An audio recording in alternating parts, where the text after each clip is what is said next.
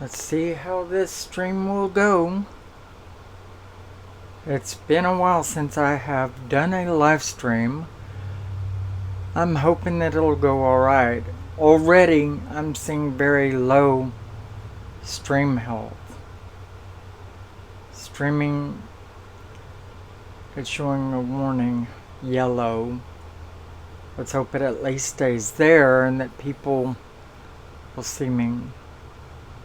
If not, hopefully they can tell me what's going on. Let's see. Hey, how's it going? Let's see.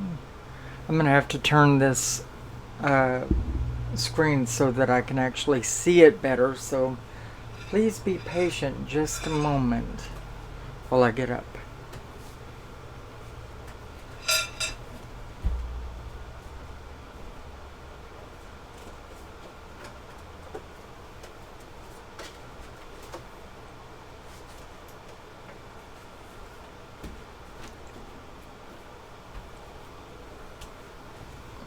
Okay. Maybe I can see what you guys write a little bit easier now. But, yeah, doing things a little bit different today. I haven't done a lot of spell works on the actual videos or live streams, especially. So this ought to be very interesting. And yes, it's been a while since I've live streamed, so I'm a little bit nervous and trying to get used to things again. But yeah, I'm going to do a little bit of doll magic here. Thank you for speaking up, Nameless. It's good to hear from you. And thank you for joining me here on the channel. It is a pleasure.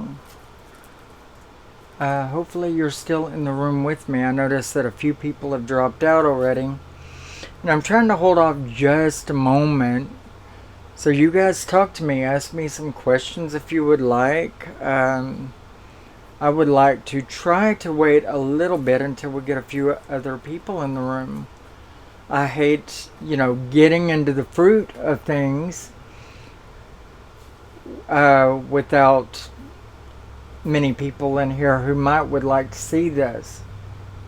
Thank you for chiming in and letting me know that you're still here.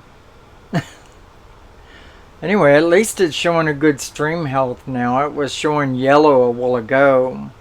And the last time I started a stream and it showed up yellow, then I had trouble with it bleeping in and out quite a bit of the time. And this was only about a month ago that I attempted this, and it was quite irritating. So I had to cut the stream and not get too far into it. And I felt really bad about that because there's so many viewers that haven't seen me in a long period of time. We do have 8,000 plus viewers, subscribers on the channel now, plus all the people that view without actually subscribing. It is really good to see you guys and to be back here. It's been a long time. A lot of you know that I battled health a good bit of the time. And even up to now, I've been battling the effects of the treatment for cancer. And so that was a real downer. And, trying to get business back on track here in the actual shop where I do my psychic readings and some works for people, as you may know. And I love what I do. It's just that I was away for so long, But I'm building back up my usual clients coming back and everything. And I feel really good about that. I really do. But, one of the biggest things that I like to do for the people that come into the shop is protection spell works. And for a long time, and you might see a video that I did on this, I used to do my protection spell works in jars with all kinds of sharp objects that would indicate that if somebody was to set against this person that I was trying to protect, then they would have to walk over glass, or may they feel the pains of their own bearing, etc. So I was doing my works out of jars. But I've been getting a lot of clientele through mail, and you can't exactly send razor blades, glass, nails and tacks, needles and pins through the mail without it looking suspicious. Not only that, when you add the fluids to the jar that I was creating, it would be quite a bit heavy, and so it wasn't quite ethical that I would proceed in that fashion. So I started taking some old knowledge from other pathways, which is Santeria and mainly voodoo, and tweaking certain spell works that were being done by them, and adding a Wiccan witchcraft spin to it. So it's very eclectic the way I do protection works now, but they're very good. They really work, especially since I've seen that some of my clients, they were going through hell, and I would make these protections and things would get a shit ton better. Pardon my language. And that's the number one telltale sign that the works are actually doing their job, right? Is when you've seen things get better, and things that were going really bad all the time turned around for them. How is it going, everyone? It's good to see you. But yeah, when you see progress, when you see things turn around for your clients, then you know your works are actually making a difference. And so you stick with that. However, we do know that we're not always doing things to perfection right off the bat. Anything you do different that strays away from what you're usually doing, it could give or it could take. And so with everything that you're doing, every spin that you're putting on the things that you're doing, it's an experiment. And then eventually, which parts do work, which parts don't. And so you add to and you take away as you go. Well, like I said, I was doing works of protection out of glass jars, and it's an old Santeria spell that I was actually doing, and it works perfectly. You'll find the video here on the channel, likewise, if you want to go that route. And I had used this particular method of doing protections for 20 years or so, something like that. But as I said, you can't really mail it through the mail without it raising a few eyebrows, getting a few calls, with them telling you at the post office that your package looks a little suspicious. Come down there with them so that they can inspect it or whatever. I didn't like that, so I decided to go a different route, as I said, and I found that I felt very drawn to doll works, and I had done them to do with love spells in the past, Barbie dolls actually, on the doll spells, and I need to do that for you guys too in the near future. I really love that one, and it brought me Austin, whom I've been with for 10 years now. My Barbie doll spell work, actually it was a Ken doll spell work of drawing the man of my dreams, or the one who's right for me, more, to the point. But I like doll works a lot of the time, and it's considered to be sympathetic magic, if you've ever read any Raymond Buckland books, then you'll find that he specifies that like breeds like.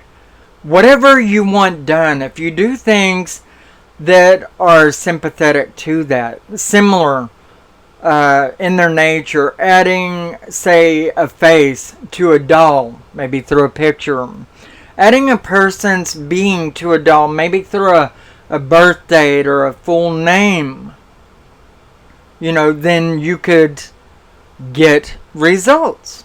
And so I started tweaking old doll magic spell works, and I created a doll magic working that I can send through the mail, and with no problems. And that's kind of important to me, since I do this as a living too. And so I started ordering these voodoo dolls, which are very lightly padded, and you can get them through the mail. They generally cost $10, $9.95. For me, since I have a wholesale license, I sell them, and so I get them cheaper and all of that. But I take these, and they're not very good with their detail as far as being a person, but they have 2 arms, 2 legs, and a head. Mainly they have some mass here. And I was doing certain talismans out of silk cloth wraps anyway, and sachets. This just happens to be one that's a little better put together, and so it leaves a little bit less for me to do. It stays together, and it looks a little more better and better shaped as well. So I get these in the mail, and I make an incision in the back right here. Alright? An incision in the back would help me to insert things that I need to. And I have to make this incision because whoever makes these, they intend you to just get it and start sticking needles and pins to it. It's really crudely done supposed magic or magical doll that really doesn't do crap. I mean, they aren't really good now, are they? Especially when they're already closed up. They have a little bit of padding to them, and they have no detail as far as looking like a face. But you can make it to be as an individual. It's what you insert inside of it that makes the difference in the long run now. And so whenever a client comes in to me, or a person, a friend, or whenever I want to do one for myself, I require 6 things from an individual to make this work happen. I always ask them for a writing in their own handwriting, a prayer of their own making, in their own words, what they really want from this protection work. Please protect me from anything dark, negative, or evil, so that I may continue on my life in a lighter way. Please deflect any dark magic away from me, or any negative thinking, and send it back to the creator or the maker, the person who would therefore cast on me. And protect me from all others that are unknown to me, who may think dark and negative, be it that it goes back on them, or it goes back into the earth and kind of cleanse itself out. And you can word it in any way you want to, but you want to specify that you'll be protected from dark, negative, or evil.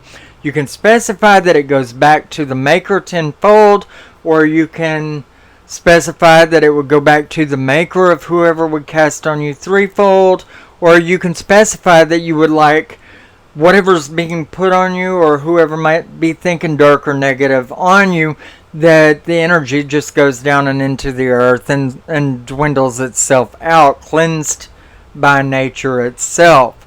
So, you would have whoever or yourself write down specifics on this. What you would like to see happen with whatever somebody's sending your way, and that you're doing this so that you can live a happy and fulfilled life without all of this on you. that would be the first thing that you ask one person to do if you're doing a work for them, or one thing you would do if you're doing a work for yourself.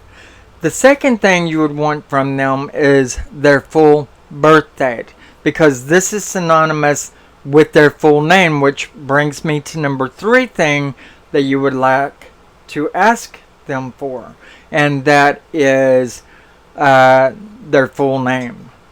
So their full name, their full birth date, a prayer in their handwriting, specifying exactly what I already said, and then you want hair from their head, and if they can't get that, then you want, say, a tag off their shirt, which has been worn but not washed, or a clipping under the armpit, whichever way you feel has the best DNA on it. But hair is the best thing you can get always, and if you can't get it from their head, you can get it from under their arm. Ooh, I know that's gross. Or you can have them shave a bit off of their leg. And yes, again there, that's ooh whenever it comes from another person. So hence why you would ask them for hair from their head, and if they don't have any hair, then a tag from their shirt. Let's see. So last, what you would want them to do is pray into a stone. And you would want to have several stones there of different types. And you would ask them to choose a stone that they feel very, very synonymous with. You know, one that they just draw to and that just screams out their name. So that then you can have them pray into it and put all their thoughts and their feelings and their hopes into it, because sorry, this stone is going to act as a battery for the working that you're doing, for the talisman that you're creating with this here voodoo doll. Alright, so you have them choose a stone out of, say, 6 or 10. So have several there, and it's good to have crystals and stones anywhere, and you don't want them to be just any old rock, right? You want it to be stones that are good to act as batteries of protection. Alright? This happens to be a smoky quartz, which has clarity and the balance of light and dark, and it draws. Quartz draws things. And we're wanting to draw protection. That would be the light. And then the smoky portion of the stone would deflect dark and negative energies. You could also use black onyx and tourmaline, which are the best. But like I said, you would want to choose different ones. Also, I have one that I had blessed and cleansed myself, and it's kind of a sedimentary, and it's different layers. The woman chose this from a different stock of stones that I had, just simply because she didn't feel that any of the ones I had right on the table reflected her husband. Now, typically, I do a doll per each person. But in this particular working that I'm doing here today, there's a family that needs to be protected. This woman wants to protect her whole family. And instead of doing a doll for each person, I'm doing one doll to each direction of each side of the house. East, north, south, and west. Now, basically you would do one doll per person, and it would be one that they just have for themselves. But they're wanting to protect their whole house, so I'm doing a doll for each side of their house. Now, there are 5 people in this household, and it just so happens each of them have a birthday that reflects a synonymity with the north, south, east, and west directions. But there's an extra person that reflects the east direction. So I'm putting the father, who would be an east direction, in with the mother to the north, since they're the mother and father of the home, and that is like your mother-father placement within a circle of magic. And that's what we're doing, is we're adding a protection layer to each side of the house so nothing dark, negative, or evil will touch any of them. And so I'm making the doll one that will have the mother and father elements in it, as a man and woman within a marriage are actually considered to be a unity. They're actually considered to be one anyway. And so they can go into one doll. You know, and all the kids would go into the additional dolls that would protect the other sides of the house. All of their kids actually live inside the house that I'm adding into this, and one kid lives outside of the home that I wouldn't add to this.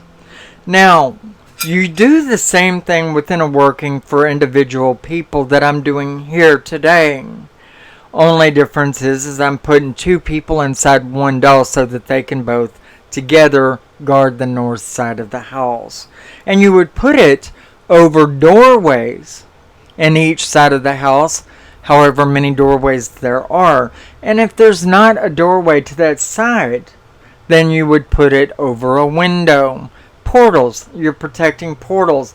However, it is creating, in essence, a protective electrical dome over the house itself to keep anything dark, negative, and evil out.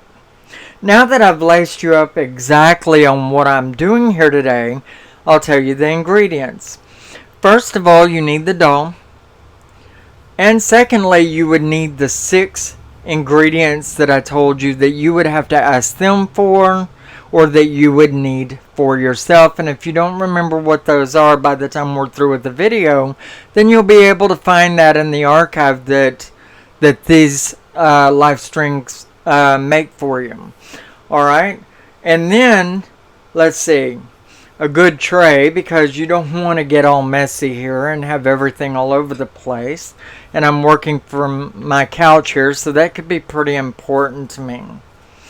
Now, I like to have a snake hide, because snake hides embody the whole idea of shedding off elements that are unwanted.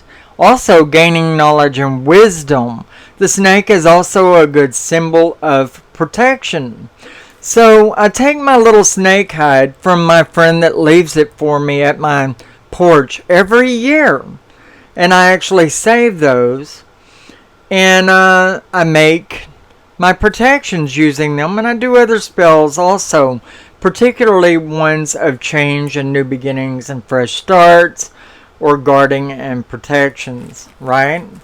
And so a snake hide. And if you can't get a snake hide, then what you might want in its stead is some jasmine leaves that you can use to do what I'm going to explain here for you in just a while.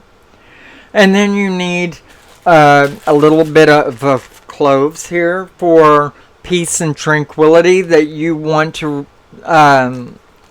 restore back for the person that's turmoiled by the people that may be casting on them.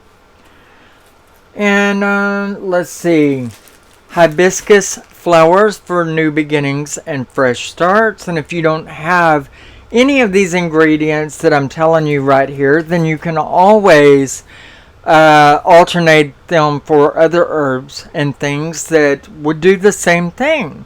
Like, for instance, the snake hide. If you can't get that, then get a banana leaf or jasmine leaves, and those are good for new beginnings and fresh starts. And you would wrap the prayer of the individual in that instead. And I'll explain all that to you here in a minute, but right now we're still going over the ingredients that you need. Desert sage, sage of any kind. Rosemary is a good substitute for sage. And this is for protection, cleansing, and purification. And then last, you want patchouli herb. You can use, instead of this, dragon's blood herb. You can use High John the Conqueror herb and other things for empowerment and protection. So, And last, you want some cotton. And I spent a good deal of time separating cotton balls today because I didn't have what I would usually stuff into my little doll here, to fluff it out along with the ingredients, as well as fluff it out. It holds your stone in place or your prayers in place where you put them inside the doll.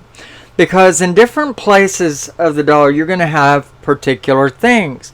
Like in the head, you want the things that reflect the appearance or the likeness of the individual. So you would put, say, the pictures of the individual here in the head. You would slide them up through the back and into the head after you anoint them, and then you would stuff some cotton behind it so that it would be held inside the head until you get everything else in there, and it holds it when the doll is completely together and you've got it completely stuffed. You may put the picture in the head, or pictures in this particular case because it's a man and a woman and they're rolling over their house and wanting protection for themselves and the kids. And so I'm putting two individuals in one, like I said. After I anoint them, I'll put the pictures in the head to represent the face of the individual, and I'll stuff cotton behind it. And then I will roll up the herbs after I anoint this with patchouli or other protective and empowering herbs. I'm going to use hydrogen oil to anoint this prayer with. And I'm going to slide it over where the heart goes. And all of this after I've stuffed the little arms with the cotton. So, alright, getting started here. Let me just say that this is the woman who needs to be protected. And I can't actually show you the front side of this picture for the protection of the individual. So I'm going to lay it down here. And I'm going to drag out my hydrogen oil. And see, I'm not having to do this in a protective circle. If I'm doing a really, really big work that has a lot of ritual involved, then I would do my working in a ritual circle. But in talismans and things of that nature, I do not. In the name of the almighty deities, I anoint you with all the power and the might of Diana, Cernunnos, Isis, Osiris, Green Man, Green Lady, Adonai, Manu, blessed being. Be cleansed, consecrated, purified, and now empowered, that nothing dark, negative, or evil will touch you. In the name of the almighty deities, so be it. Blessed being. Now, I slide this picture in so that it will be the head, the face of my individual. It's a little large, so I want to cut it down a bit. I really want the part that's to represent the head to stay where it goes. So I put it on in there. This tells the spell work who it's actually protecting. I'm sorry, I'll pick this up so that you'll see better what I'm doing. And I'm going to get it straight in there. Alright? You might want to keep a little cloth around because you're going to get oils and herbs all over yourself, right? Let's see. Now, like I said, there is a couple who's going into this one. And I don't like to do couples together, but this is to protect their household.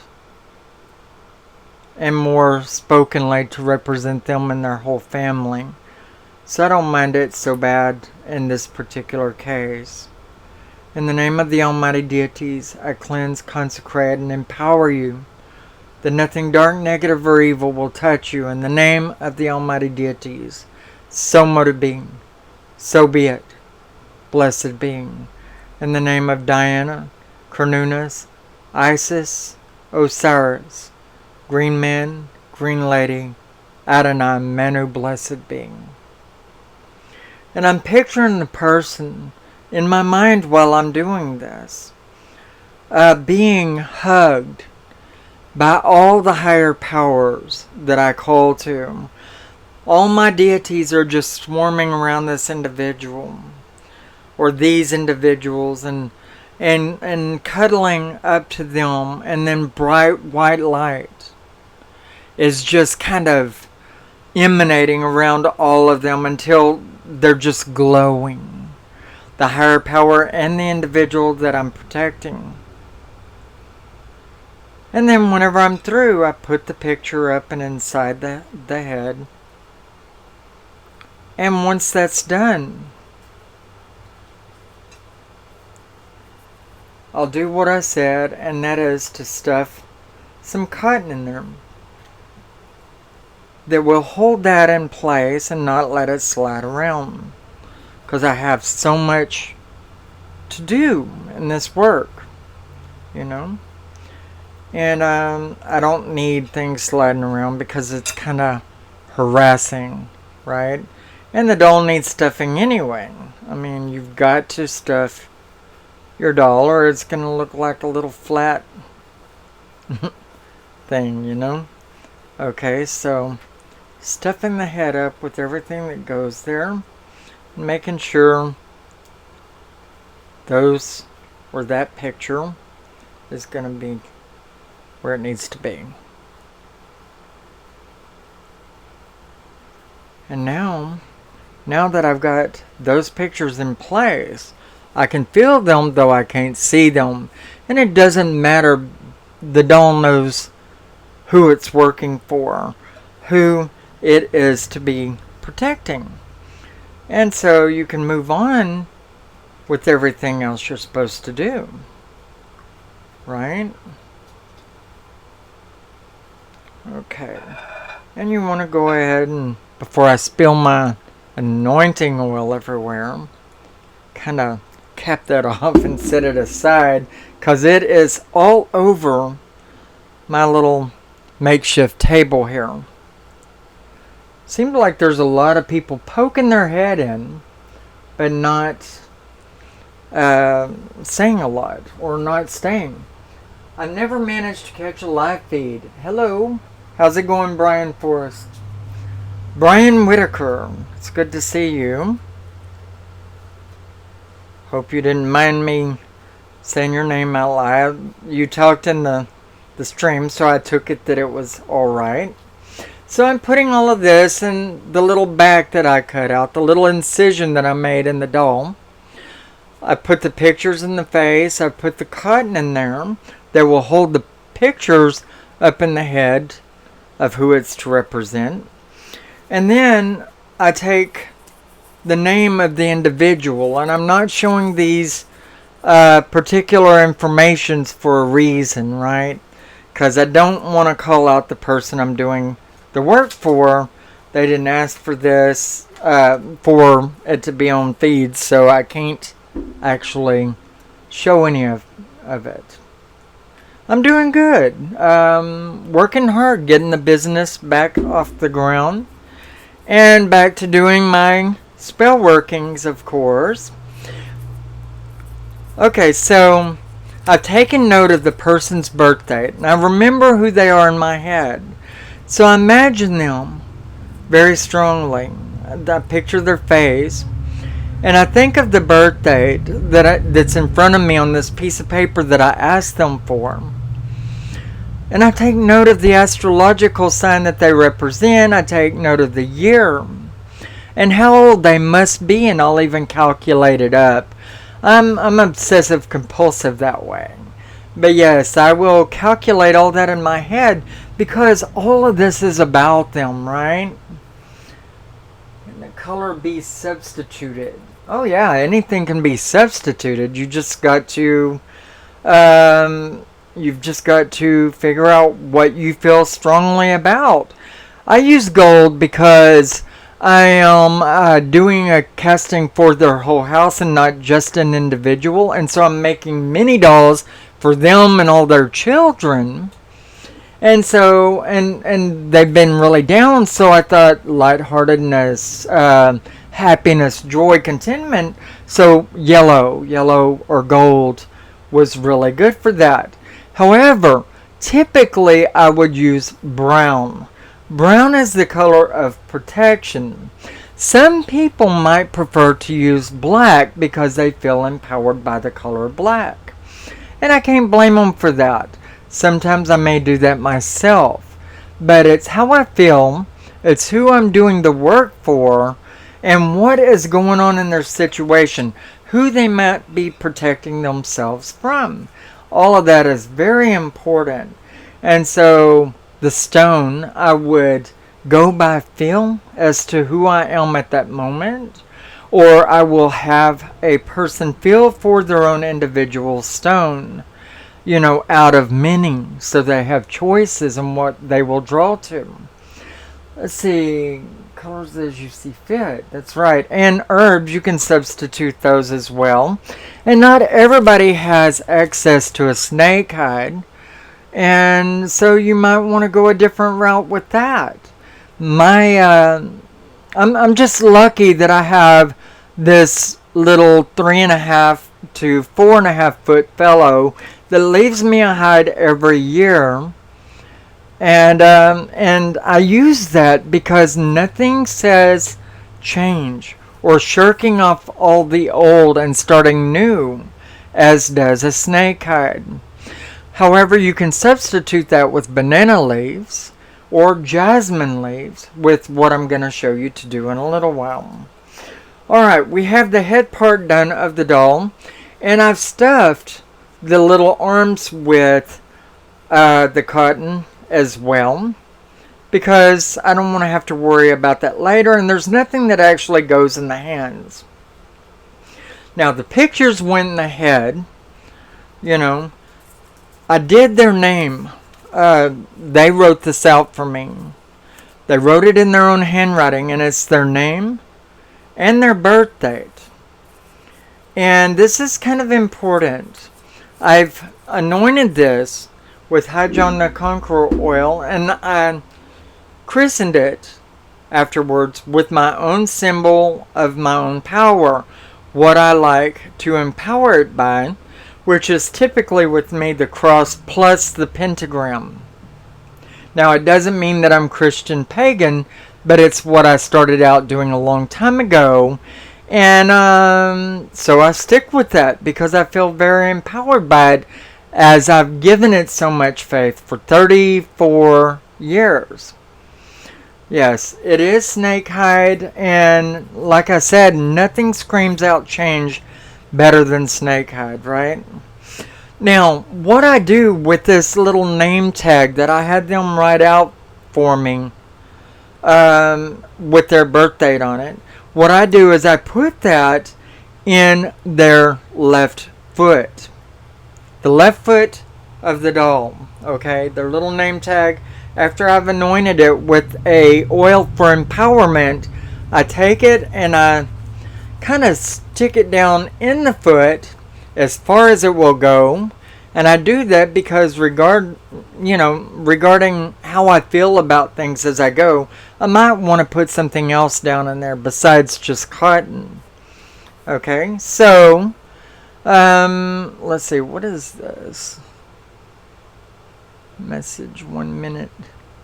I don't know what that means. Sometimes with these little live streams, I don't know everything about how to do it because they're changing things up so much of the time, right? But I happen to be doing a partnership couple in this particular doll that is to protect them and all their kids, and so I happen to have 2 name tags, and so I stuck one down in the left foot here, or actually it would be the right foot. If you're looking face to face with the doll itself, then it would be the right hand side. But you're stuffing it from the back, so I say it's the left hand side. This is all very, very important. Snakeskin is always good to keep around. Yes, it is. Let's see. Again, like I did the other name tag that a client wrote out for me, I'm going to anoint this with some High John the Conqueror oil. And if you didn't see me anoint the other one, then watch me now with this one. In the name of the almighty deities, in the name of Diana, Cernunnos, Isis, Osiris, Green Man, Green Lady, Adonai and Manu, I anoint, cleanse, consecrate, and purify you, that nothing dark, negative, or evil will be above, below, around, or within you. In the name of these almighties, blessed be, so mote it be, so be it. And I take note yet again of the name of the individual that I'm protecting. And I think of what they look like, who they are, and I picture the lords and ladies taking hold of them and hugging them for protection, embracing them, and then pure white light emitting from within to without and englobing the lot, all the deities plus the individual I'm protecting.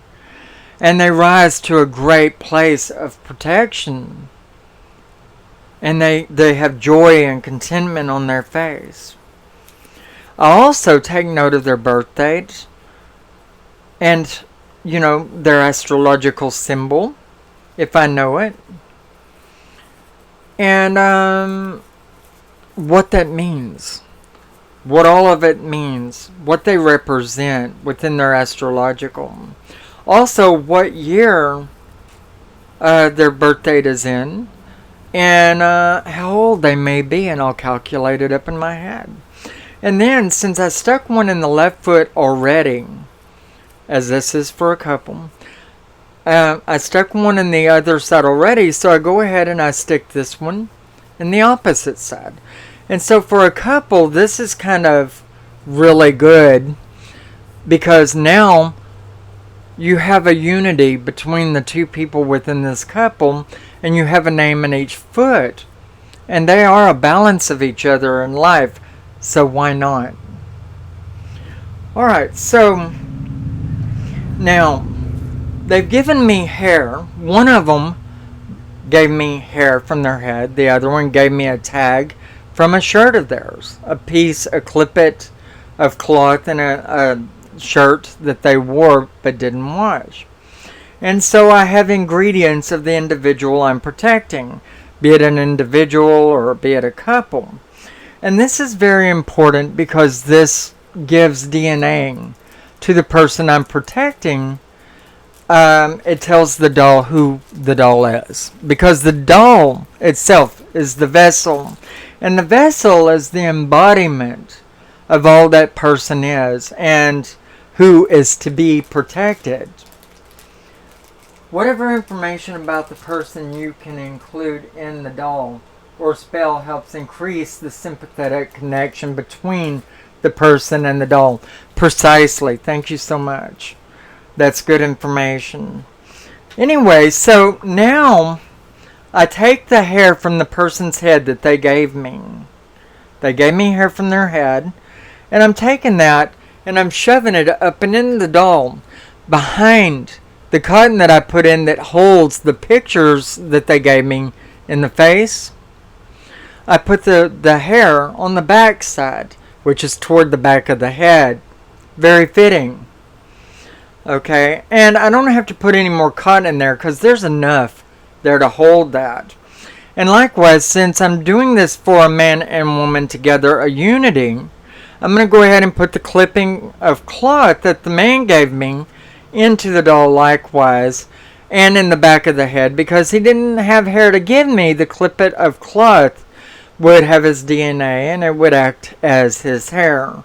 So I have all of that back here. And I have the arm stuffed as I said earlier. Now the stone, or in this particular case, the stones they gave me, they can drop down and into the feet beside the prayers. The power, the battery, should be in the bottom of the doll because power and energy rises up. Or at least that's what we would hope it to do. And so what I will do, and I want that couple to be very strong together. And so I put the female, I put her name and birth date over here on this side, and I put his over in this side. So I would put the male's battery over in the female, over with the female birthday name, because I want this couple to stay strong together, right? So I'll put his stone in with her name and birth date on this side. And then I'll put her stone in with his name and birth date on the opposite side. It really doesn't matter which side you put who's on, but I would put one in each side and be very conscious of what I'm doing at the time I am, because consciousness and severity adds to empowerment and seriousness of that work that you're conducting. And you do want it to be strong. And so we have the stones and the names and birth dates in the feet, and we have the hand stuffed with just standard cotton. We have the head in the front. We have the pictures. We have cotton, and then we have hair from the head or a snippet of clothing if they don't have hair in the back behind the cotton that you put in to hold the pictures in. And all of that is in really well. Now we have their prayers. All right. Their prayers in their own handwriting for what they would like to see come of this work is the most important aside of the battery, which is the stone. These two things are the most important ingredients of the spell work. Alright, because it has their handwriting in it. It already kind of tells the doll who it's protecting through their handwriting, because that's synonymous with them. Also, the feelings that come from their heart, their sample of their writing or their thought pattern or process, etc. But now, these prayers by themselves aren't good. You want to empower them and protect them, the people that we're talking about. And I like High John the Conqueror oil. I really do. But patchouli will work just as good. And I use patchouli, but I use that in an herb. So I'm using an oil for empowerment. Likewise, I'm using an herb for empowerment. And we'll get to the herbs here in a minute. So I have her prayer in front of me, and I have his prayer in front of me. And I read and I reflect on what it is they would like to see happen with them. And they tell me their feelings on this paper. They also tell the higher power. And that's why it's important for you to read it as you anoint it with the oil that you've put on your finger. And reflect on their heart and their souls. You're standing on their behalf. So this is very important, that you put as much love into it as they would, because they're not there. They want change. They want hope in their life. They want new beginnings, and they want that negative out. She screams it at the end of her paper because she's so passionate about it, and that's what you want. The people that you do work for, or yourself when you're doing a work for yourself, you're wanting them to scream that out. You want them to want it with all their heart. And you feel for them. And again, you imagine them kneeling down with an audience of all the hierarch, or all the energy of the earth gathering around them and encircling them and empowering them through whatever means hits your third eye the most. And then you've kind of empowered this for them. And I'm doing two people here in one talisman, and so I'm reading and reflecting on both. You know, they really hope for some love in their household, and for things to get back the way it was before they were afflicted by whatever is afflicting them. Rosemary herb or oil could work for protection. Likewise, you can use white sage for cleansing. And like I said, I've got desert sage here as one of my main herbs. And you can use sage of any sort as it's a cleanser. You can use red pepper, sulfur powder. Be careful with sulfur powder because it can be toxic, especially to animals, little critters in your household. But yeah, these are really good things that you can use. I use rosemary all the time in my work. And I use white sage because I love the smell. No witch, no magic practitioner at all, no matter what pathway you're in, should do without a bag of fresh white sage. It's like, oh my God, you know. Anyway, these prayers, I anointed them while I was reading them with the oil from my finger, and I dipped my oil with my finger twice, one for each one, because I wanted to make sure they got good and anointed. And now it smells so damn good in here. You just can't beat the smell of your house after a good spell work. Seriously now. Alright, these workings of their prayers. I'm going to now take patchouli herb. Now, I anointed them with an oil for power. And now I'm adding an herb for power also. Because I like to overdo things. I really do. But there's so much symbology there. There's so much love that I give to that which I do. And I don't want to forget anything. I want to empower it hard, right? I mean, when you're doing a protection, I mean, that's important. It's important as all get out. Let's see. So I've sprinkled the patchouli herb into the prayer that they've given me. And now I do like you're rolling a cigarette here. Let's see. You take it and you fold it once, and you've got the herb kind of enveloped by a bottom side. And then you go over it a second time. And what you've done here is you've overlapped the other fold just slightly. And then you crease it to make sure that it's going to stay that way. And then you begin to roll. Alright, you begin to roll this away from you because you're pushing that energy from inside of you out that warns everybody that whatever they're trying to do to you, it's gonna go back to them. Alright? Remember, the actions that you take here is very important. My leg is going to sleep. So you're taking this and you're rolling it out, and then you're creasing it so it stays folded when you want to lay it down to do anything else. And I happen to need to do this since it was two people yet again. I fold it once and I envelop the bottom part right here. You probably didn't see me do it exactly that way before because I had it toward myself.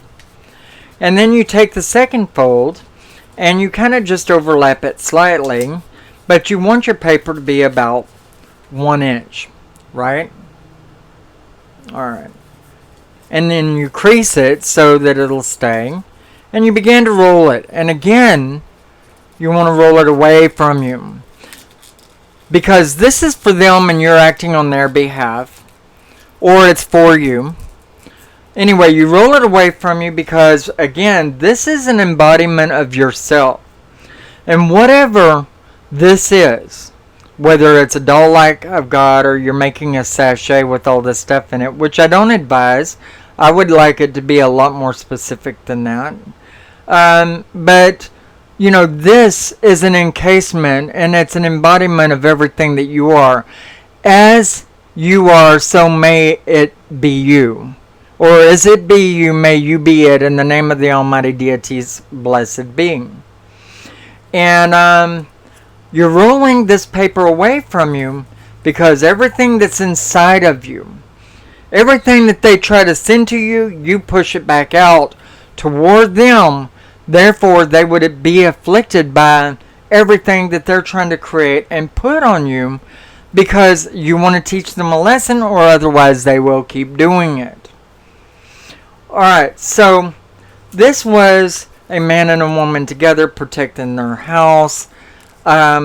If it's just one person, it would just be one prayer that this has been done with. But it's two, and so it was two workings that I did here with the paper.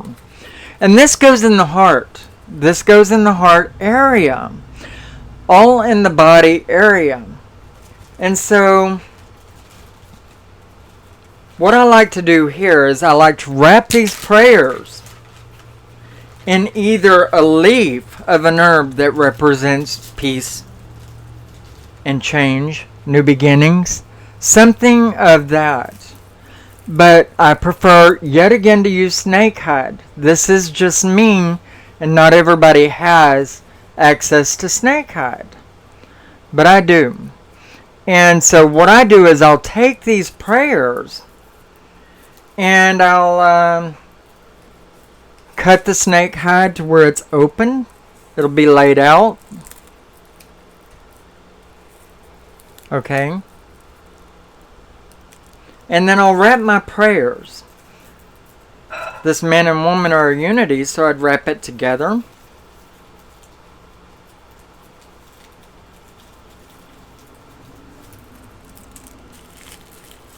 In the hide. And generally, I take a gold cord and I'll wrap it up in there around the snake hide so that it would stay.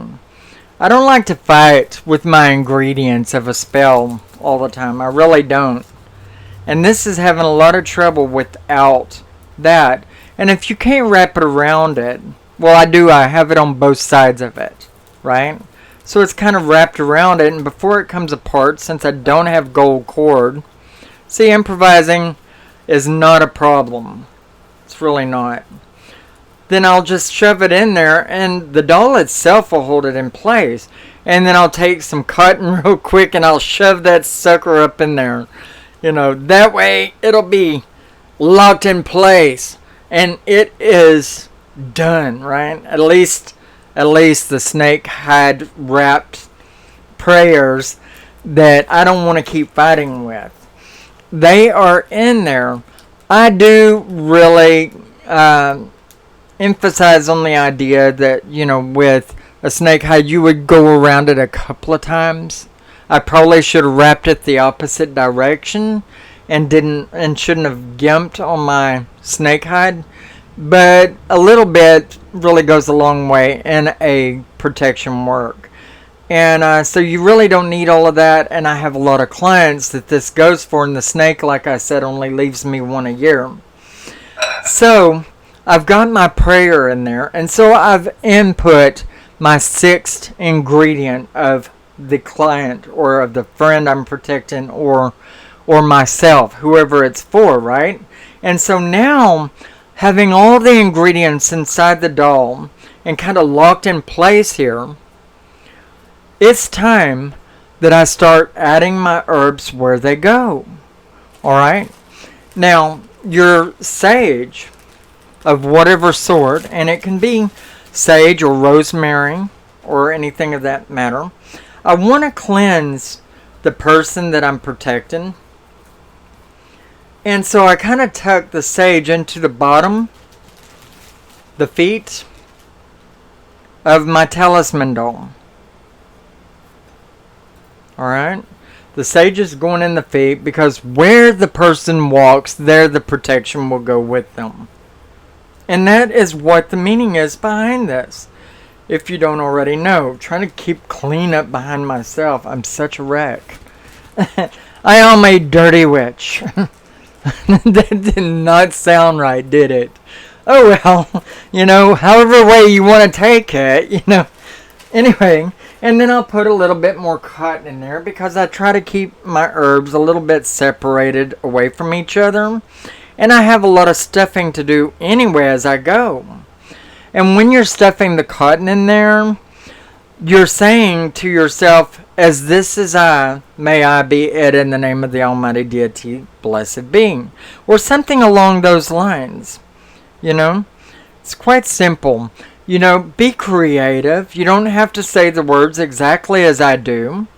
And if you write your own little set of words to go with it, then that empowers it even more. The more you put into a spell, the more you get out of it.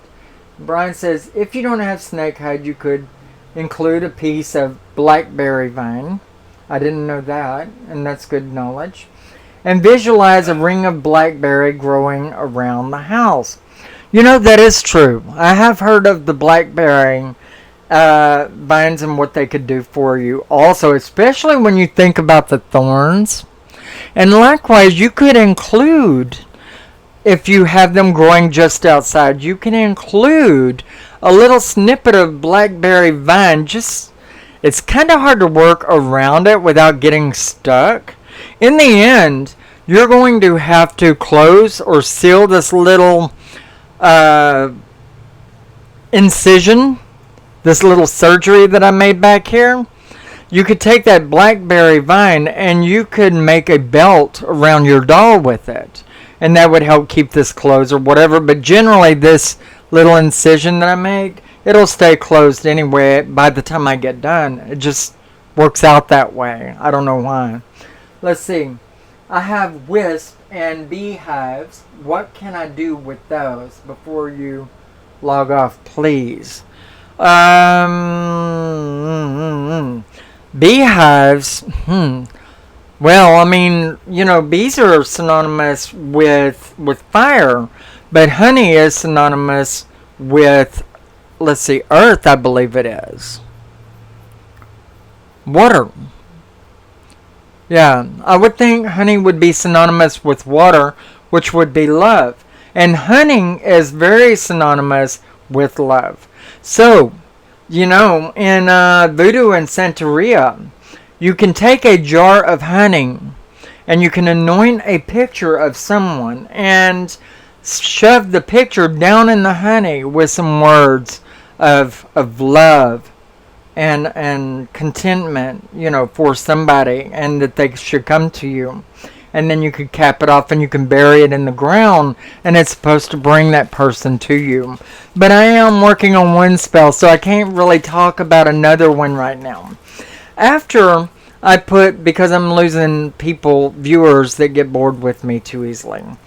Okay, so after I put in the sage and the feet, along where the prayer went, and then actually the prayer is in the heart right here. But where, let's see, where the name and the birth date is and the stone, I put some sage for protection. Rosemary would work. And then I shoved some more cotton in there. And I've already put the prayers that were anointed in over the heart and wrapped around in some snake hide. And I put in some cotton behind that to hold it in place. And I'm putting in more herb. Now, I want to bring these people a bit of peace and tranquility. So what I'm going to do now is put some clove in, just in the body cavity. Not in the legs, and not where the heart is, but just in the body cavity and in the lower part. You know, making sure that the clove isn't anywhere around the opening, the incision of the doll, because it would be something that would just easily start falling out. And you, in fact, want to take some more cotton and put that over where you put the clove to prevent that from happening. And I just happened to put the clove in the ass cheek, as it were, and I put cotton over the top of it so the ass is well filled out and the clove is not going to just pour out. Okay, so the clove is in the butt. Alright, I seal up my goods as soon as I'm done, otherwise I would have it all over my couch and not much of my herb left. And they want some happiness and harmony, and in that I use hibiscus flower. Now remember, you can use an herb for peace and tranquility aside of cloves, and you can use an herb for happiness, joy, and contentment aside of hibiscus flower. But hibiscus flower works really well for love, likewise. And we have a couple that I'm putting into this particular spell work instead of just one person. And so I think it's very fitting that they should have a little better love in their life. And I take it on myself to do that because it sure couldn't hurt. Of course, I know the woman and she's really wanting more love in their relationship. So it works out. So I'm going to put just a little bit of dried clove in there, in the other ass cheek, as it is.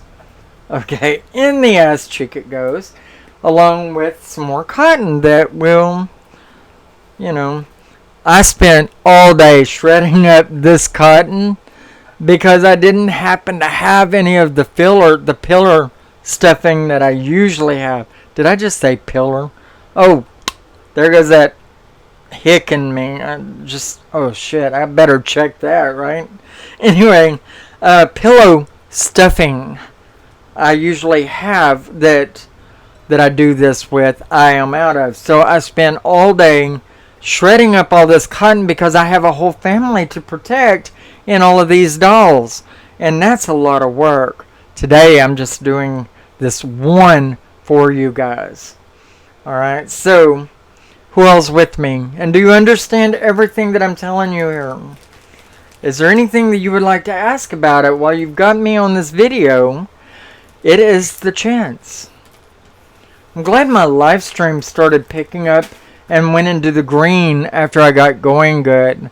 It really helps to have a good connection and not be bleeping out all the time. Alright, I've already added patchouli, so I don't need that. I rolled that up in the prayer. Let's see. And I don't need the sage anymore. So it looks like I put all the herbs in that I'm going to, which happen to be snakehide, not really an herb, but I use it like a very, very important ingredient, I'll put it that way. And then sage, I've used that, and you know that's for cleansing and purification. Clove, I added for peace and tranquility. Hibiscus flower, love and contentment and joy. New beginnings. And they need that shit, right? Patchouli for power. And now, oh, I found one I didn't add. Alright, here we go. Witch hazel. Now, you're doing a work for somebody else.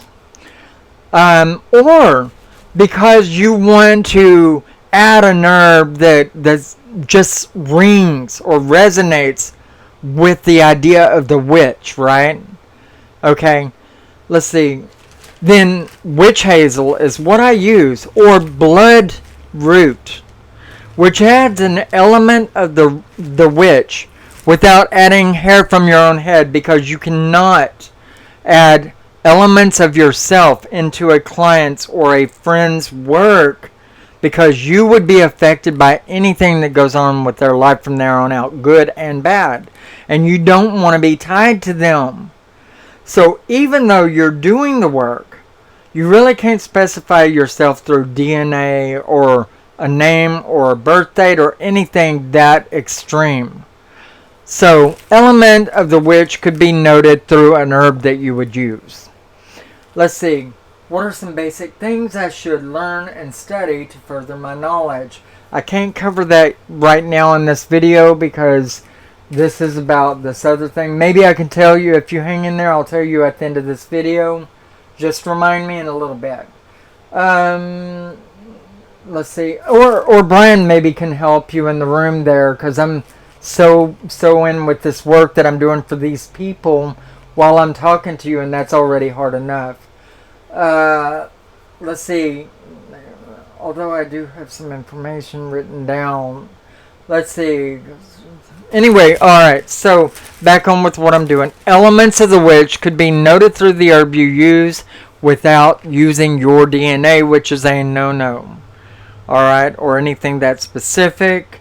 You could even take a stone of your own, and you could pray for these people, because you're thinking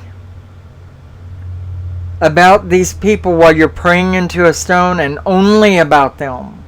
And you're empowering that. Like for them, you might not let them choose any kind of a black stone, but use a black stone yourself if you're not going to use an herb. And you will anoint a stone that you would use for you anyway. And I pre-anointed the stones that I did for these people before they prayed into them. So I cleansed the stones, I pre-anointed them. Right. I pre-anointed these stones after I cleansed them, and then I let the person pray into them, because you can't cleanse a stone after they prayed into them, or it would render it useless and new. So I cleansed and purified the stones, I anointed them, and I had them pray into it, and you should take note of that, and I'm glad I remembered that before I ended the video. So cleanse the stone that's chosen. Anoint it with an oil for power, and then pray into it for whoever it is. Or let them pray into it if it's for that person or a different person. Now you could take a stone of your own choice if you don't want to use an herb, and add element of the witch, the person doing the work, a signature. Or you can use a wax seal and a ring. I use drips of candle wax, and then I take a pentagram ring and I stamp it. Whenever I'm doing other hard works, but not dolls. So with dolls, I'll either add aspect of the witch through witch hazel or bloodstone, or I'll take a stone and I'll pray into it on their behalf as my hopes going into it, as my signatory aspect of the witch, without it being my DNA. Let's see. And so now, I don't know if I added the witch hazel, so I'm going to go ahead and do it again. I add witch hazel into the back through the incision, and the doll is getting rather full already. So, I can add a little bit of cotton, and you better be, because if you don't, that herb is just going to fall right on out anyway, right? And so you add a good layer of shredded cotton to the back over the opening, the incision that was made. Alright? And you make sure that it acts as a very, very strong wall. You want it to be fairly thick to hold in all of your ingredients that are fitting into the back. Otherwise, again, you're going to have it all falling out, and you can't really have that. So, with that being said, I have made a voodoo doll of protection, and if you look, you'll notice that the incision is really closed itself, and cotton is over the hole in the back, so nothing is going to fall out of there no matter what you do. Alright? Now, I don't suggest that you go wild with it like this. I mean, it's not going to go anywhere. I mean, it's in there. The cotton will hold it closed. And you could put, say, a sash around the doll. I don't have anything here. You could roll up some satin. I just happen to have that laying around there. And you can create a sash that's long enough that would tie around the doll. But I would suggest that you use a nice piece of nylon yarn in, say, a brown for protection or green for growth. Also, green and brown both represent the north and earth, so it's stability, it's protection. And you could use a sash, or you can use a piece of nylon yarn. Alright? And me, I don't do anything. This is for a client, and generally what they're going to do anyway is stick this little totem doll that represents them. I'm sorry, I bumped the mic and it probably didn't feel good on your ears. But this little totem doll is really going to go in a shoebox after they are instructed, or you burn a candle of brown or white for purification and protection, with an anointing oil for empowerment on it, alright, or for protection. Anointing the candle with an oil for protection and empowerment, alright. You're going to burn that for 3 days for 20 minutes each day. And it doesn't hurt to burn it for 20 minutes each day, 30 minutes each day, until the candle is gone. If you're going to burn it until the candle is gone, I suggest 30 minutes each day. Alright? At the end, you're going to wrap this little booger in white silk cloth. Alright? And you don't even really have to do that. But you wrap it in a white silk cloth, and then you can slide it under your bed, or you can put it in the top of a closet. Some people will bury it because in about a year the doll is no good. Just like any magic, it gets null and void. It goes away after 1 year. I have them bury the doll if they don't want anybody in the house to know that they've had the work done. And a lot of people are very self-conscious when they're not Wiccan, or witch, or voodoo, or shaman, or Santeria. A lot of them don't want the works to ever be seen or found by their family, so they bury them in the ground, wrapped in white silk cloth. And about the time the doll itself is cleansed away by the earth, then, it'll be deteriorating, falling apart. Let's see, about on my channel, hit view email address. Let's see, it's held for review, Brian, whatever you wrote.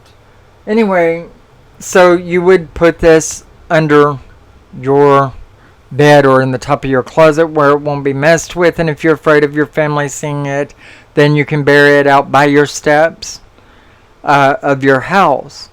And you would let the earth cleanse it away as it naturally would, and the energy will distribute itself for about a year. Okay, and at that point you need to have the work redone anyway. Anyway, you have your very own totem doll if you followed everything that I've said. There's the little incision. Here's the face that's being seen. And how's it going? It's good to see you. Fistful of ibuprofen. It's good to see you on a live stream. It is good to see you. Anyway, so you would bury this out by your yard. You have a doll that's complete and ready and will be protecting you for 1 year and 1 day, which is the witch's year. Or just a very, very strong pathway that we generally overtake. Now, like I said, this is for a family, so, I incorporated the husband and wife in this since they would, the wife was undertaking the north side anyway, which should be the parents' place, or the place of the high priestess and priest, or high priestess and high priest, or your god and goddess area, the mother and father area, etc. So, and then the kids, they all happen to be able, their birthdays coincided with each of the other 3 directions, so it just worked out good. So just put the mothers and fathers in one, and they'll be protecting the north, and the kids will be protecting the east, south, and west, because their birthdays happen to fall that way. It doesn't have to be that way. You don't, but this is for a dome of protection for an entire house. An individual would be done the same way as everything I showed you here. Only you don't have to protect a direction. You're protecting one individual, and you're not focusing on the whole household. And this person is protected no matter where they go. You saw to that with everything that I encouraged you to do. And so the final idea is to tell your client to burn a candle for 30 minutes each day until the candle's gone, or 20 minutes each day for 3 days, and then put it up in the top of the closet, under the mattress, in a shoebox under the bed, or bury it in the earth by the steps. 1 year and 1 day. So there you have it. Now I can answer questions that you guys might have regarding this particular subject, if you happen to have anything. Family devastated. I hate to hear that. Or are you talking about the family I'm having to do work for? I think you're probably talking about my clientele that are going through some hell in life that need a little bit of support. The ones I'm doing this protective work for. They have some trouble. Let's see. But, yours. I hate to hear that. What's going on? Let's see. Maybe some of the viewers here could light a candle for you if you want to say exactly what it is that you're afflicted with. Anybody else have any questions that you would like to ask at this time?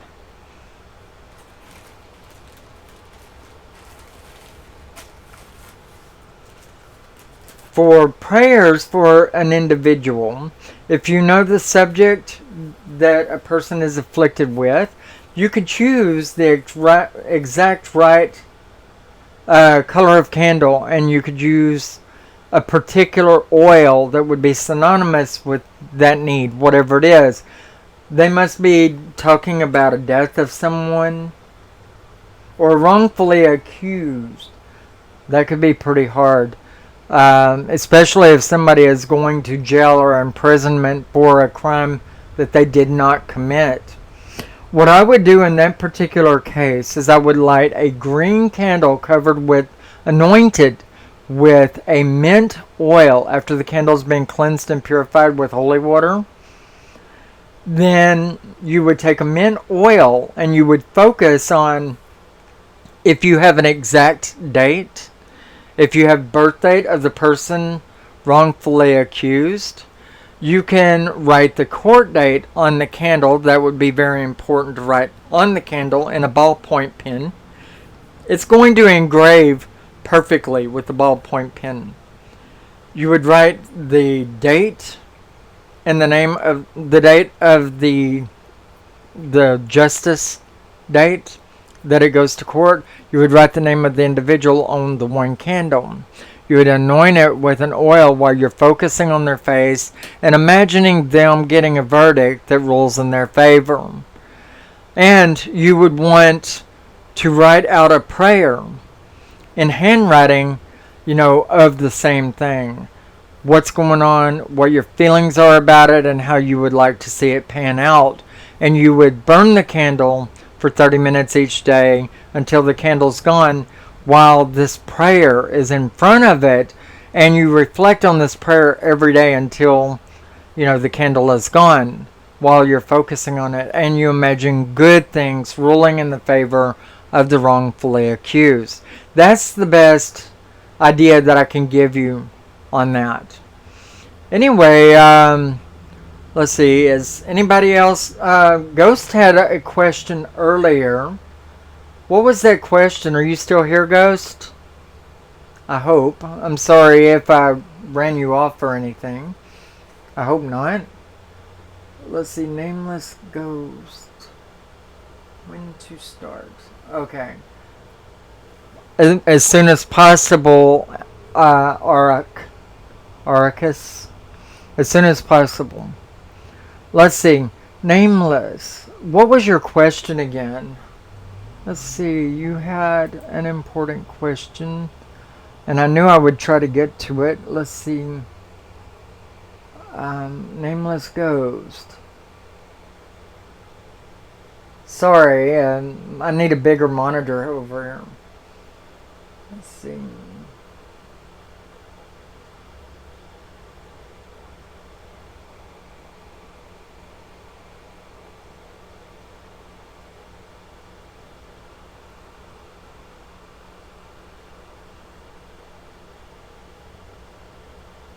Sorry, I can't find your old comment. What was it that you were hoping me to answer?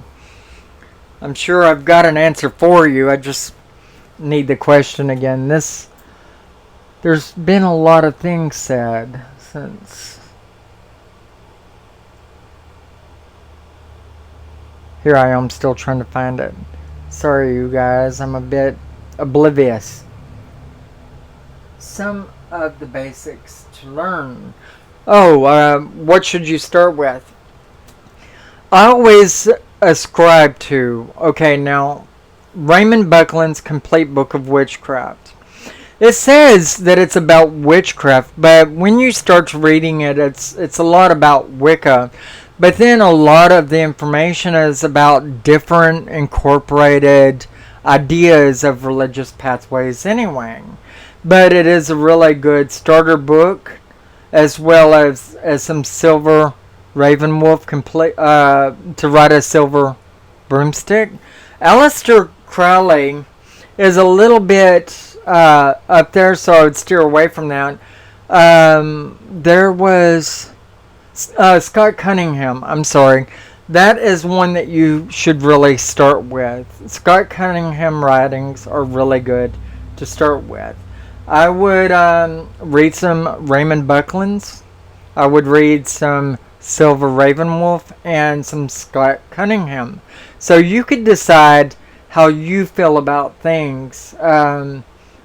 Be careful with the Silver Ravenwolf books. A lot of people say that she is kind of narrow-sighted as far as a lot of things go. So maybe not so much there. Hold on. Scott Cunningham, Raymond Buckland are good starter books. And, you know, basically, you can't go wrong with any of them. There's a lot of really good books out there.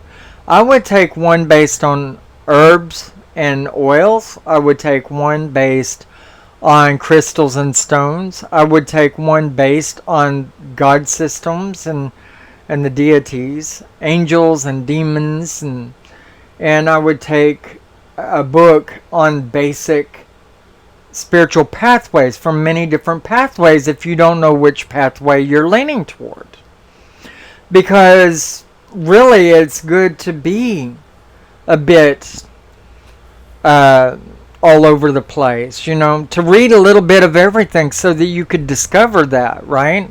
No one can tell you what would be the best thing for you particularly. But as far as basic knowledge, don't start practicing witchcraft until you know what you're doing, or any kind of magic, because you could do things that would sin or crime against, you know, a pathway that you would later on be in, and then feel guilty about it so bad that it impressions your path and prevents you from being able to go into it full force, to feel good about it at all. A lot of witches like to jump in there and start throwing magic everywhere. And I say don't do that, because you don't know who you are yet. You don't know how you feel about things yet. And if you start throwing around any kind of magic, no matter what kind it is, then it can curse you against whatever pathway you might find later that you feel good about. You know, like, for instance, if you do this doll magic work or any kind of magic within paganism right now, later on you catch on to Christianity and you decide that's the path for you, you're already kind of a sinner and downgraded by them and in your heart and in your faith, so you may never be able to live within that pathway fully, correct? And so that's my point, and it's a perfect example. And a lot of people might say, well, yeah, but all the other pathways are more open-minded. Well, that's not truly the case. There is a lot of prohibitions in certain pathways, and more specifically against certain covens or just by a teacher you take to yourself. You know, it's true. In paganism, we don't cast stones at people. We don't sit there and judge people for what they do and who they are or whatever. But you yourself might feel bad about a work you do in the light pathways. If you embark right now on dark magic, right? You might start throwing around magic that is kind of lustful after somebody's dude or whatever. Or throw around love magic and later undertake a very white, pure pathway that says that you're taking away somebody's free will. No, that's a no, you shouldn't do that. And then you'll feel bad about it from now on. You see. So first and foremost, I tell a person that if you're interested in spiritual pathways, then you need to watch out and don't start throwing around magic until you figure out what deities you're going to serve, or what energy is going to serve you, or what you're going to combine yourself with, you know, and then likewise who you're going to be around, what magic practitioners you're going to join in with, etc. I mean, there's a lot to be considered there. First and foremost, you need knowledge and wisdom. And I know it seems overwhelming. You know, a lot of people say, oh no, I can't do any magic. You know, well, I mean, you can do some self-purification, purification of space and stones and whatever, and draw energy. You can do maybe protection work, because you really can't go wrong there unless you say something in it, direct it at a particular individual that, you know, and then it gets really more specific and it can become dangerous there. You know, so yes, there are works that you can do. There are things that you can practice. But there are a lot of things you shouldn't embark on until you know exactly what you're doing. And that's from the love thing on up. Money, getting a job. You know, because if you say the wrong thing, you can curse another individual while blessing yourself. You know, and then you can feel plagued by that within whatever new pathway you would undertake in the future. Or you could get somebody killed, you know. One thing that I have told on the channel is I threw around some love magic whenever I first began. And I wasn't very specific. But me and somebody I loved very much at that time, and we had been together for 13 years at that time, we broke up. And I wanted him back a while after that. I realized that we shouldn't have broke up. You know, and he had somebody else. And I was jealous. I said, if such and such, and I won't say any names here, was out of the way, if she was not in the picture, then he and I could pick back up together and resume our life together, and we could do a lot of great things. I didn't specify how that person would be out of the way, and she died a week later from undiagnosed cirrhosis of the liver. The fact that it was never diagnosed before this told me that my working took a dark and negative turn. And for the long, long time after that, I didn't forgive myself. You know. And finally, I let go. I made peace with it. I called on her spirit. I asked her forgiveness. And I was released. You know. I was innocent. I didn't know what I was doing. And I did a really stupid thing by not professing, not naming where this would come from or how it would pan out. Because first and foremost, one should know that magic is not an exact science. It'll take an avenue, and it may have several choices of avenues that it could take, but we don't know which one precisely. And that's why you don't know most of the time exactly how long a magic is going to take to work, because quite simply, it may have to go around another person to get there. If you're asking for a position that several people are petitioning for, or one other person is wanting to get that is a rival with you, and you don't specify that you want to get that position by being better than that other person, or the other person just falling short on their knowledge when they take the test or when they're interviewed by the owner of the company, etc., for that, then they may die, fall off the face of the earth that way, so therefore it paves the way for you. And by no means do 90% of you want that to take that kind of a turn, because it'll stay with you forever whenever you can pinhole that to being your fault. When you can diagnose the way that came about in your favor as being what you did a week before while doing spell works to gain that position. And it could be that way in so many different places, so many different types of work with so many different people involved. And so that is why you want to be careful about the magic you do. Be very specific while you're doing it. You know, write your prayer work or your spell work down very carefully and focus real hard. not involving more people than what you have to, because where there are more than one person involved, there is a complex of different ideas, knowledges, and wants within the room. Even if they say they're in there on your behalf to help you with the energy that you want in making this happen, you don't know what they're going to think or what they're going to say or what they're going to do in their head. Let's see, an online store or anything. Well, I did do all of that on eBay, but generally, whenever somebody wants stuff like this from me, they would typically ask, through an email or, through my messenger on YouTube or whatever. Or I always encourage you guys to friend me on Facebook, and that way you'll know a lot more about what I'm doing. But generally, if you have an idea about what you want, then I can put in an order and I get a little bit of a discount, and it kind of helps fuel what I'm doing here and support me, with all my efforts online and all of that. I do have a website, mysticshadowinsights.com, that you can go to. And through that, you can see what I do as far as works for other people.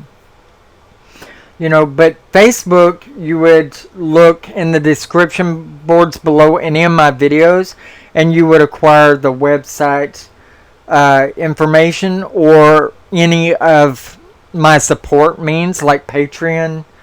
We have a Patreon, and it's leeannatrice@gmail.com on Patreon and whatnot. But yeah, you can look in the description and you can find all kinds of information on that. But typically people let me know what they're looking for, and I can tell them what it is that we're looking at in cost, and put in an order for that. I can even have it drop shipped right to their door, so it doesn't take any extra time. But I do get a little bit of support from my channels that way too. But I do works like this, magic work, talismans. I don't do heavy magic works anymore for people because they don't listen to me whenever I tell them what to do, or they don't have the faith that they need. And even if you're doing a work for another person, aside of protection works, they need to have a faith in you. They need to have a faith in the work that's being done. And a lot of people don't, although they're willing to spend their money on it. And if you do those works and they're very expensive, then, you're the bad guy if they don't do everything that you tell them to do. So I quit doing anything other than protection works and candle engravings. I do those for people. And I do cleansings here in the physical shop.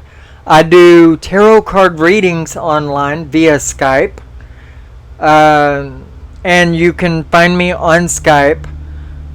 First you would go through my website and you would pay there, mysticshadowinsights.com. And then you would drop me a, what do they call it? A message at the very back part of my sites on the Contact Us sheet page. Then you would drop me a message there and say, hey, I paid for, this or that. And you would get with me through that. And I would message you back and we would set up a time for your reading or talk further about the candle that you wanted and whatnot. So I generally do everything on a relaxed basis. But yeah, you would go through my website for it. Anyway, it was really good talking to you guys. I'm starting to get really tired now and I'm going to have to take a break. I did a work while we're sitting here talking on this. And the protection works or any spell work really tires me out a lot. Oh, by the way, one final thing. Whenever you've gotten through with this work, if you haven't already done so, you want to pray over it one more time. Lay your hand over it and just kind of imagine the guide system laying their hand over it with you. And then you may imagine the person that you're protecting, yards of white light, just showering down over the top of them, making them smile and feel good, as they're being cleansed and purified of everything that tormented them, and they're being empowered through that white light, and then they're all good. And afterward, you would turn this over to them and then give them the instruction over burning the candle until it's gone, 30 minutes each day, or at least burning it for 3 days, 30 minutes each time, right? Or 20 minutes each time if they don't have that. Surely they should have enough time for their own cause, right?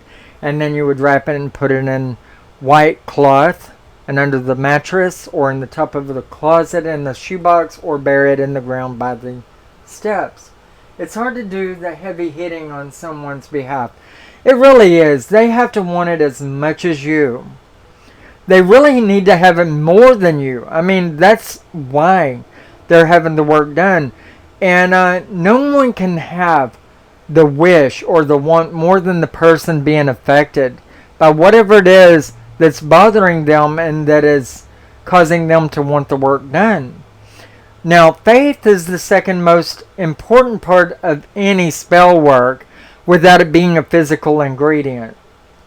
If they don't have the faith in what you're doing, they don't have the faith in you, they don't have the faith in magic, then it's not going to work for them anyway. So a lot of times it's better to stay with light types of magic. Therefore, your name won't get degraded whenever they don't do what they're supposed to.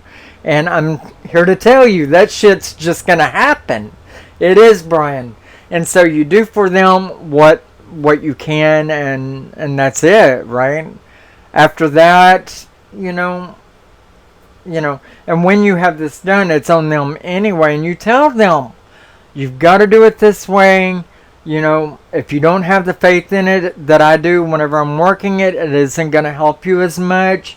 You need to put yourself into it as much as I have. Otherwise, it's just the magic that I've done, and you're not putting in it what you need to.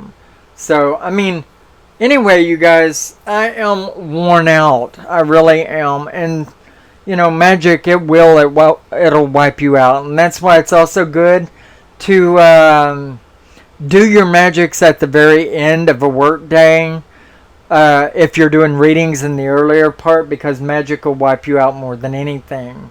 Also, if you are talking about having a long day ahead of you in your daily life and you're not doing it for work or anything, then you would want to get through your day, and you would want to do it when things start winding down in the evening time.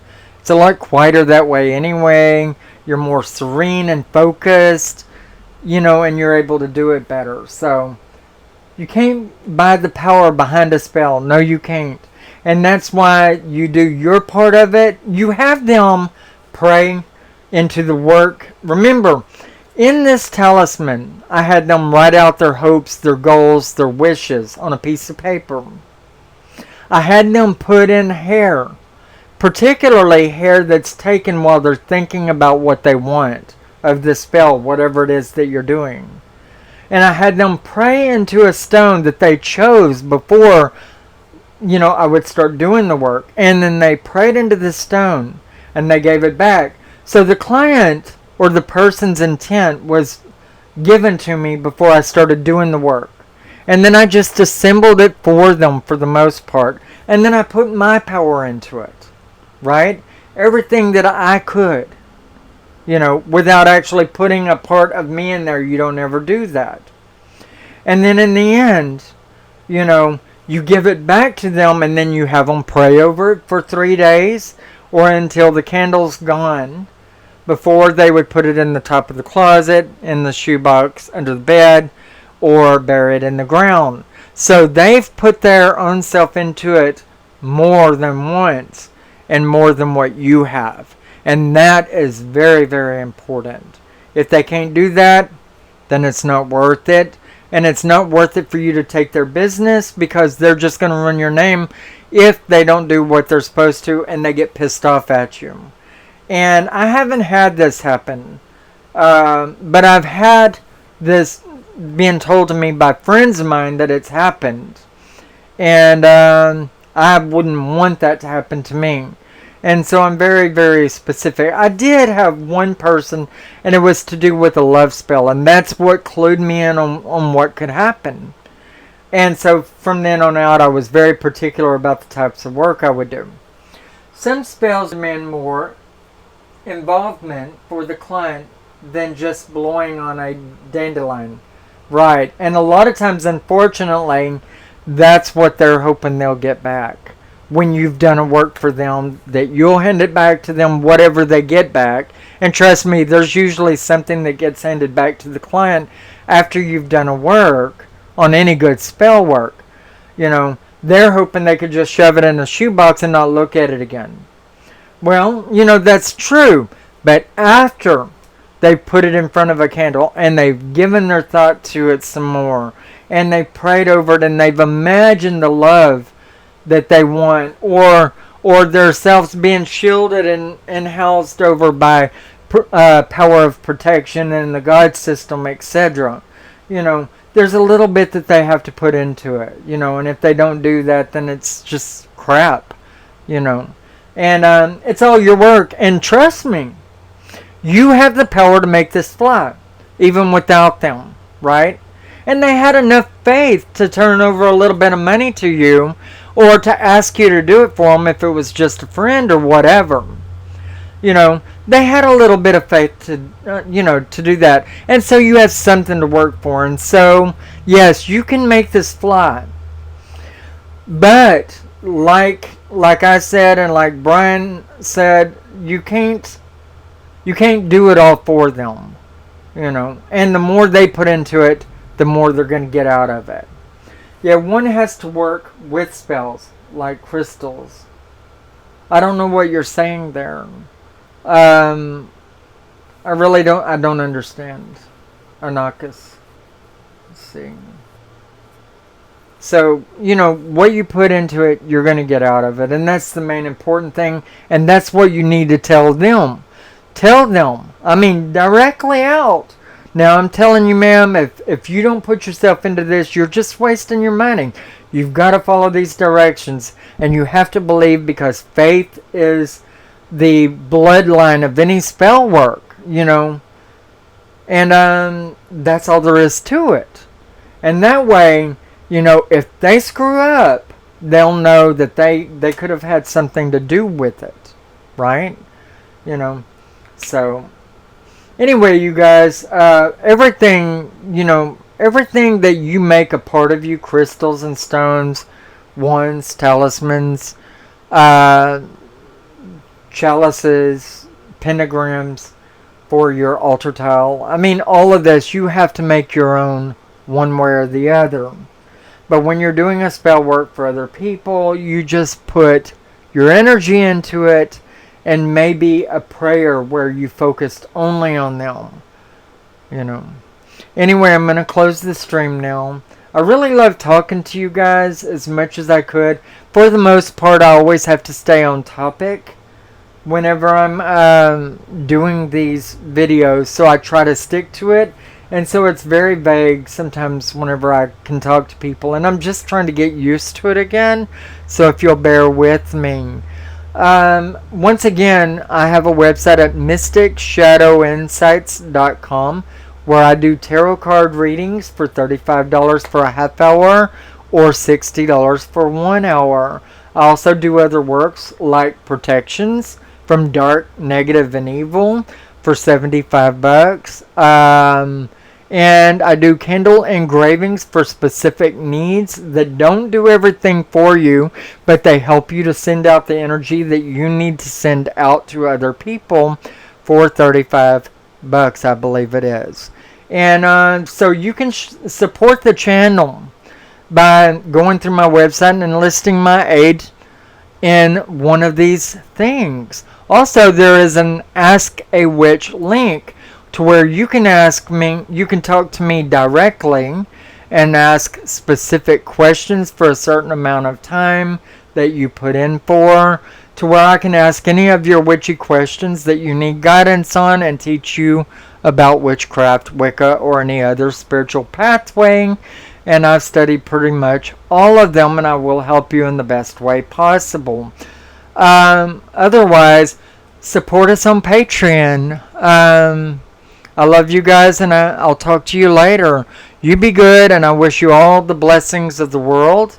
Take care of yourself, and merry part. Bye-bye.